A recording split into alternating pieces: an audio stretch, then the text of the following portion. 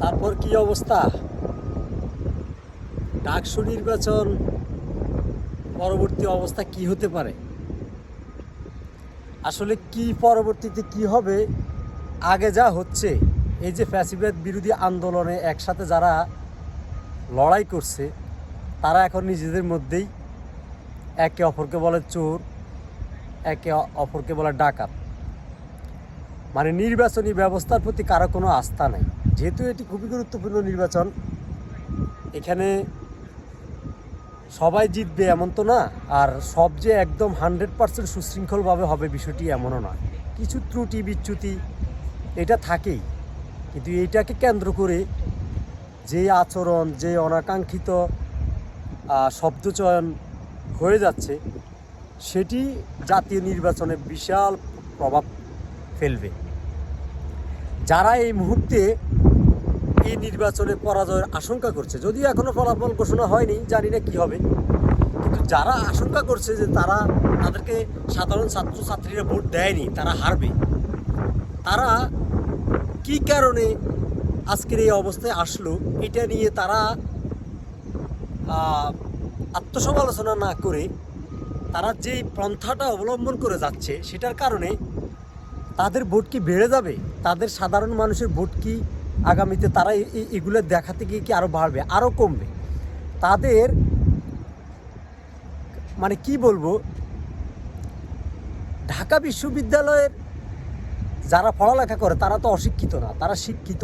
তারা একটা life struggle করে আজকে ঢাকা বিশ্ববিদ্যালয়ের মতো একটা জায়গায় আসছে। তারা যেটা বুঝবে, গ্রামের একটা খ্যাত যে পড়ালেখাই করে না, যে বুঝে না, সে কিভাবে বুঝবে এদের মন মানসিকতা?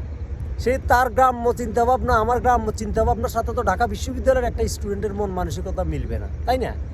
সে তার ঢাকা বিশ্ববিদ্যালয়ের প্রেক্ষাপট, সে তার জন্য কে ভালো হবে সেটা বিবেচনা করে ভোট দিবি। তার কাছে তো রাজনীতিটা মুখ্য বিষয় না।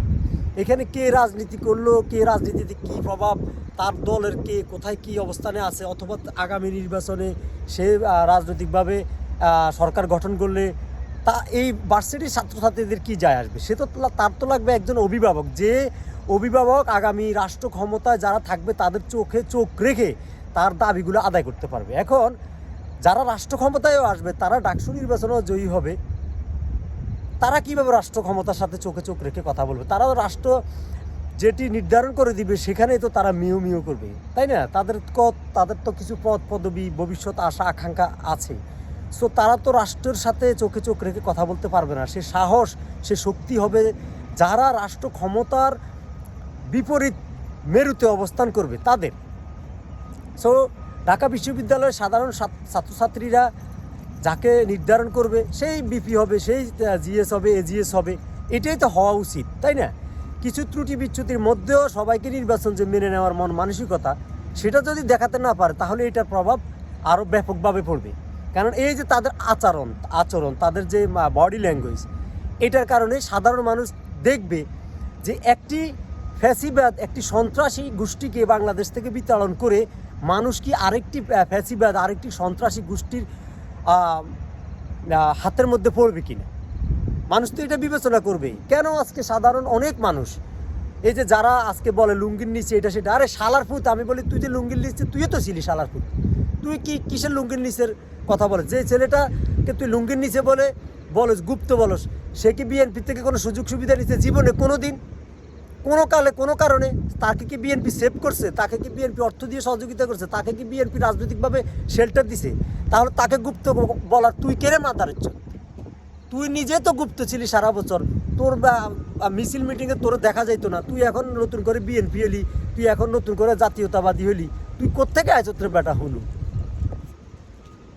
সবশেষে যে নির্বাচিত হোক, আবিদ হোক, সাদিক কাইয়ুম হোক, অথবা কাদের হোক, যেই হোক, সবাইকে এক থাকতে হবে।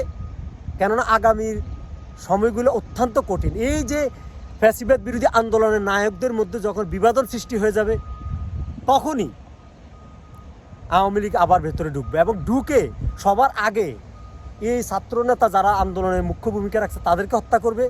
জামাত শিবিরকে তো হত্যা করা এই দেশে জায়েজই, তাদেরকে তো হত্যা করবেই। তাদেরকে হত্যা করলে বিএনপি তো কখনো বিরাজবাজন হয় না। জামায়াত শিবিরকে হত্যা করলে বিএনপি তো কখনো প্রতিবাদ করে না, তাদেরকে হত্যা করা তো দেশে জায়েজই, তো সেই জায়েজ তো তারা মেনেই নিছে, হোক না হোক তাদেরকে তো মেরেই ফেলবে, টিকে যাবে। বিএনপি নিয়েছে পাড়া মহল্লার এখন যারা আওয়ামী লীগের ঘরেও লুটপাট করতেছে, যারা চাঁদাবাজি করতেছে, এরা তো আওয়ামী লীগের আমলেও ভালো ছিল, আমাদের চোখের সামনে ভালো ছিল। কিছু নির্যাতন নিপীড়ন তো হয়েছে, হয় না যে তা না, কিন্তু জাতীয় জামায়াত পরিচয় দিয়ে কে থাকতে পারছে এই এলাকার মধ্যে? সো এগুলো বলে লাভ নয়, সবাইকে এক না থাকলে সবাই একসাথে মারা যাবে।